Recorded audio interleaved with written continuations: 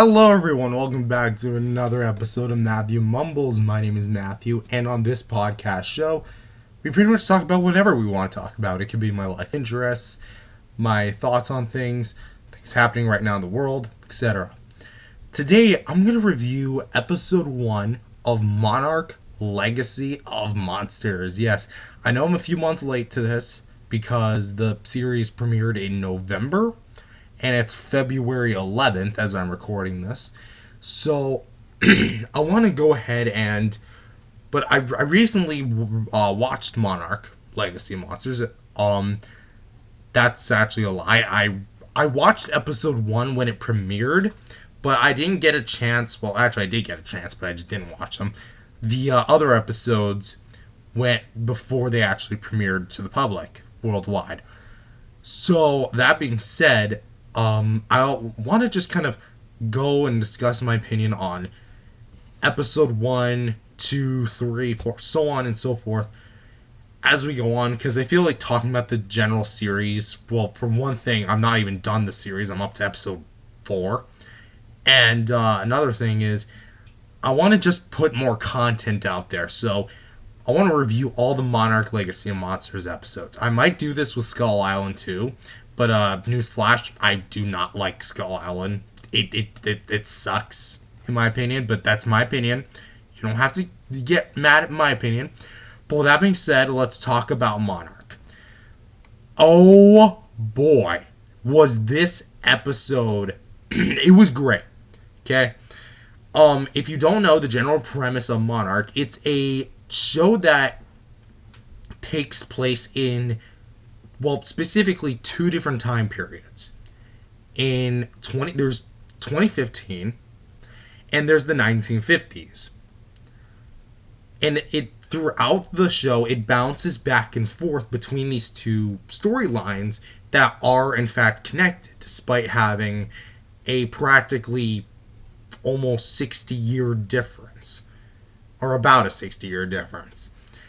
But basically, in the 2015 story, it takes place 1 year after G-Day, or Godzilla 2014, where Godzilla battled with the Mutos in San Francisco. Kate, who is a teacher, actually goes ahead and goes to her now deceased father's apartment, where she finds out that he was living a second life with another wife, and actually had a son named Kentaro, who is also a main character in the show. And at first it was like a big, what is going on type moment. And it also bounces back. Well, actually, let's talk about the 2015 plot. So, in there, Kentaro and Kate go to Hiroshi's office, and then she proceeds to, I'm just like recollecting this also from memory, where they uncover a safe, just kind of, I guess, plot coincidence, plot convenience, whatever you may be. And it turns out that those files were from Bill Randa, who just so happens, to be from Kong Skull Island. And, they go ahead and go to Kentaro's ex-girlfriend, named May, to decode all the files and try to find out what's going on in this thing. However, someone from Monarch knows about their activity once they try to actually breach in. Security breach. Fine, it's a threat. Whatever. And then the subplot in 1959, Kate and Kentaro's and Kate's grandparents. Hold on. Sorry, my apologies. I was completely mixing up. Bill was not from Kong Skull Island. No. Bill was the grandfather. My apologies. That's a big mistake on my part. But basically, in the 1959 plot, Bill and Keiko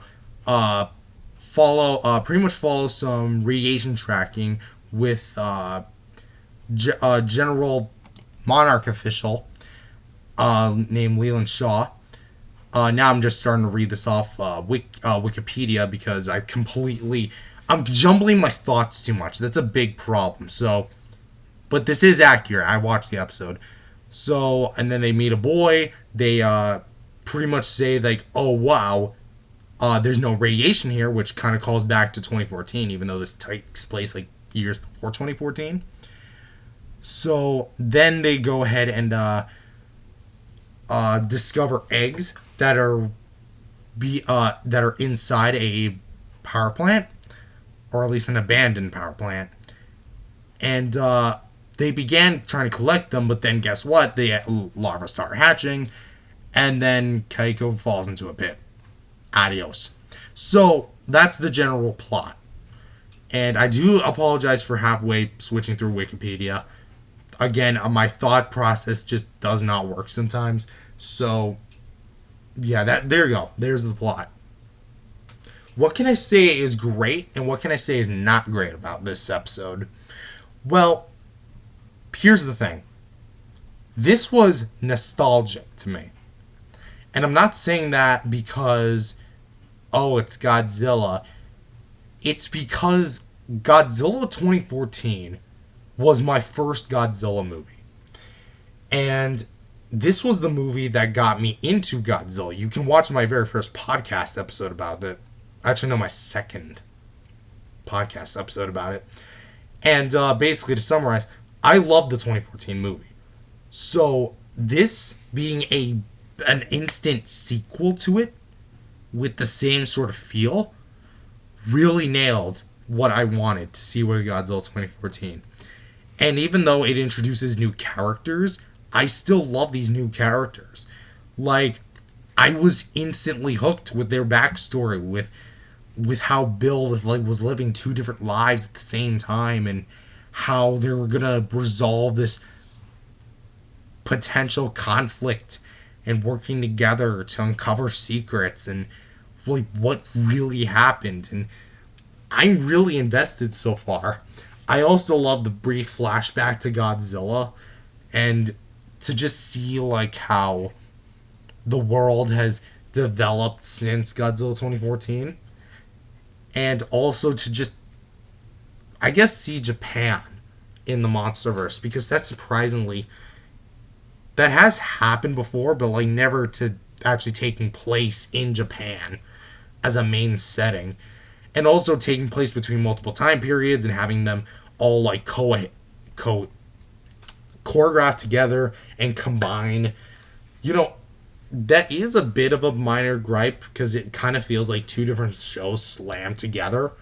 Or maybe you could have just had one episode take place in 2015, one episode in the 50s, and then flip-flop back and forth so we can take as much time as we need to with these characters and then introduce the other plots, because at a certain point it just kind of feels like these two plots are happening at the exact same time, as opposed to just simply being, well, in two different time periods, even if the title card says 1954 or 2015.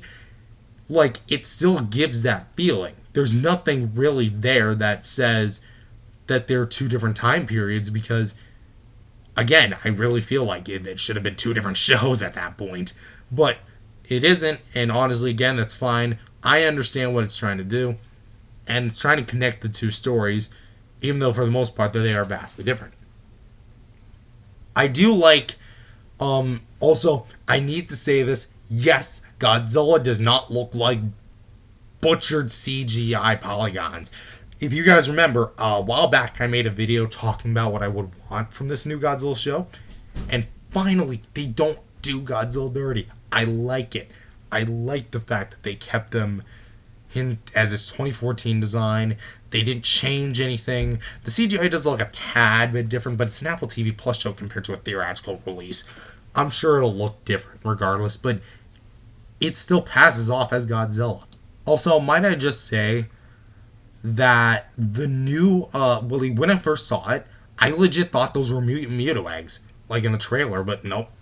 Turns out they're a completely new Titan. named the Endoswarmer, which I don't know if they gave it the name Endoswarmer in the show yet, because remember, I'm still like, again, reviewing them as I go, but honestly, episode 1 so far is an absolute smash. If you guys have not seen it, definitely check it out. You can literally get a free subscription or watch it for free. Like, it's that readily available. You have no excuse not to watch it, unless you just don't like Godzilla. But with that being said, guys, thank you guys for watching this video, or listening to this episode of Matthew Mumbles. If you guys liked it, definitely subscribe to the channel. Believe in Jesus, accept Him as Lord and Savior today. Spread the gospel. And I'll see you guys in the next video. Peace, everyone. God bless.